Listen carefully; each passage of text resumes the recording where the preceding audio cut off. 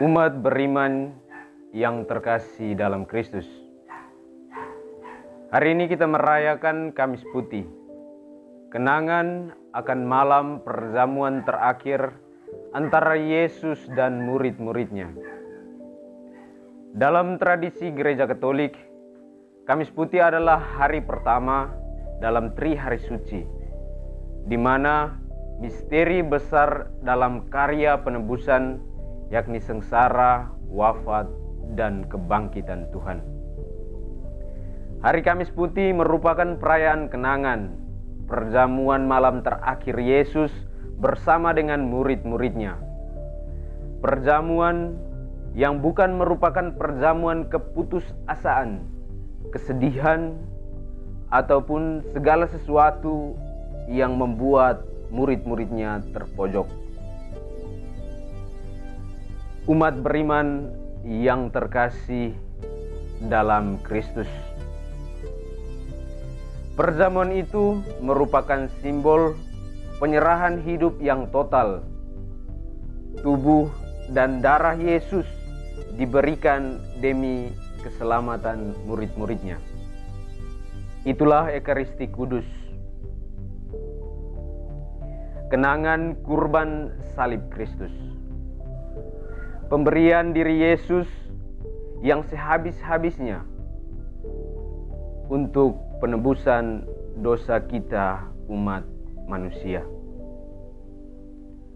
Untuk semua pengorbanan dan cinta Tuhan itu, kita diajak untuk juga memberikan pelayanan yang sama, yaitu rela melayani dengan kasih dan cinta sebagai sumber kekuatan bagi kita dalam karya kita setiap hari.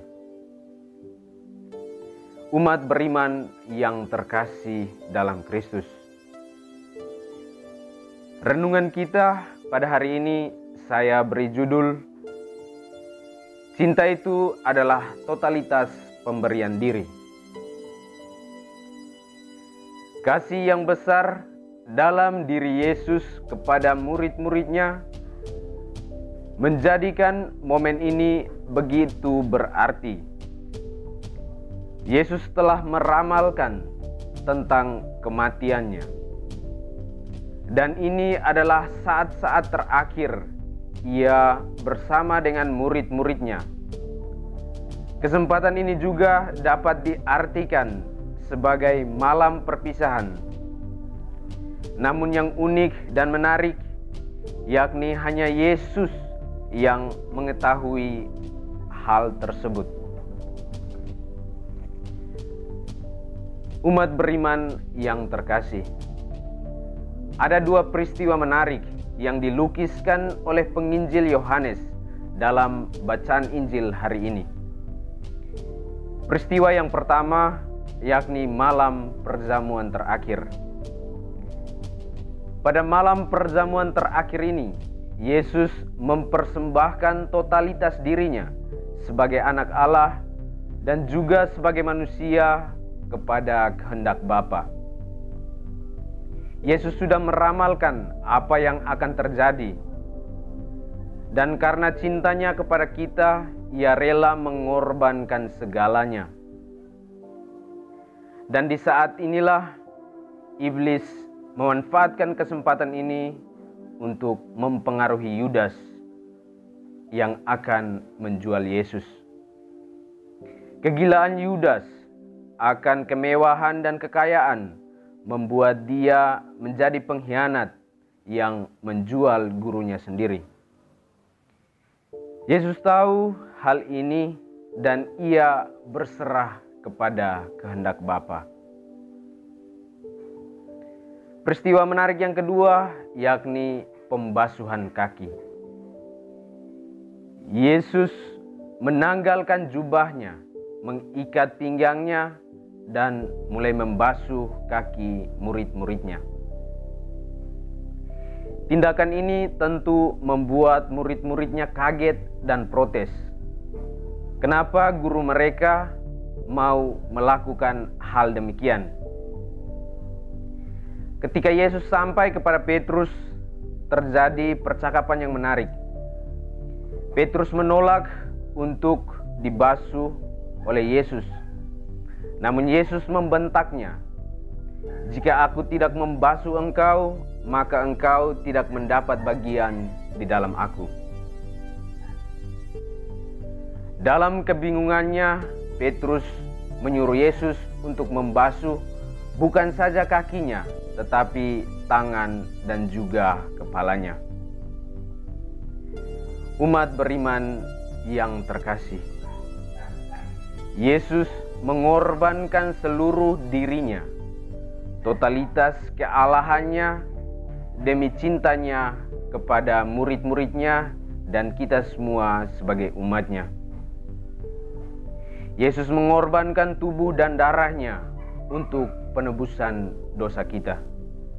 Yesus menanggalkan jabatannya sebagai guru, menanggalkan popularitas dirinya, menanggalkan gelarnya sebagai anak Allah, menanggalkan keagungan dan kemuliaan dirinya untuk melakukan suatu tindakan kasih. Melepaskan jubah kebesarannya dan mengenakan pakaian hamba untuk membasuh kaki murid-muridnya merupakan tindakan kasih yang paling murni yang dilakukan oleh Yesus.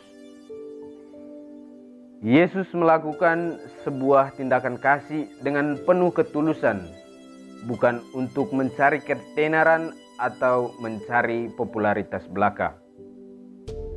Pembasuhan kaki merupakan sebuah simbol yang mengangkat martabat manusia yang luhur karena dosa-dosa yang telah dilakukan oleh manusia.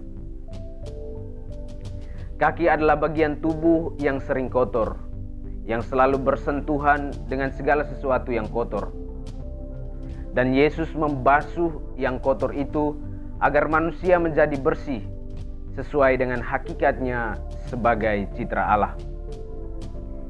Petrus yang menolak untuk dibasuh menggambarkan kita yang terkadang terlalu sering dan nyaman dengan dosa-dosa yang kita lakukan.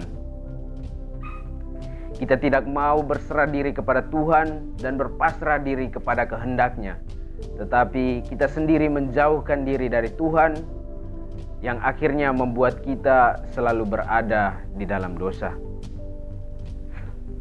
Umat beriman yang terkasih, Yesus bertanya kepada kita semua, "Mengertikah kamu apa yang telah kuperbuat kepadamu? Kamu menyebut aku guru dan Tuhan, dan itu tepat. Jadi jika aku membasuh kakimu, aku yang adalah Tuhan dan gurumu, maka kamu pun wajib saling membasuh kakimu." Yesus telah menunjukkan tindakan cinta yang begitu tulus dengan melepaskan jabatan, status sosial, gelar, dan segalanya, dan menempatkan dirinya sebagai hamba untuk melayani. Dia yang adalah Tuhan dan Guru telah melakukan hal demikian, dan kita juga memiliki kewajiban yang sama. Dalam situasi pandemi yang masih meresahkan ini, segala sesuatu serba sulit. Banyak yang kelaparan, terpapar virus, menderita, terabaikan, dan banyak orang yang memanfaatkan situasi ini bukan untuk sebuah tindakan kasih, namun hanya untuk mencari popularitas belaka. Maukah kita sebagai umat Allah yang terkasih menanggalkan kesombongan kita, menanggalkan gelar-gelar kita, menanggalkan popularitas kita, menanggalkan ketenaran kita, menanggalkan keangkuhan diri kita, dan mengenakan kain ketulusan dan cinta untuk membantu sesama di sekitar kita? Tindakan Yesus bukan untuk mencari ketenaran dan popularitas, namun tindakan itu merupakan sebuah tindakan cinta yang tulus, totalitas pemberian diri Yesus, dan itu merupakan sikap yang patut kita contohi. Yesus yang adalah guru dan teladan bagi kita semua, memberikan sebuah contoh dan teladan yang baik bagi kita, yakni kita harus mengikuti teladannya. Dan bukan seperti situasi pada zaman para murid waktu itu, tetapi kita dengan karya kreatif kita masing-masing membuat sebuah tindakan kemanusiaan bagaimana kita dapat membantu sesama yang ada di sekitar kita.